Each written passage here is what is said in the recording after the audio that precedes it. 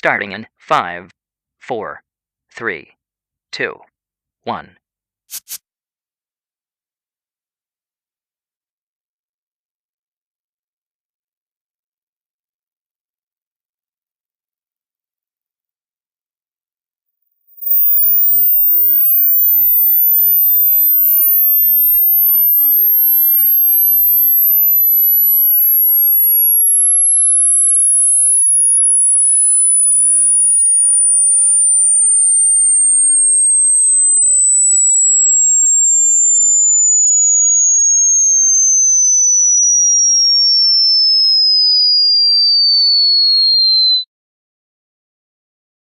Thank you very much. And please remember that results using this test cannot be regarded as clinical data.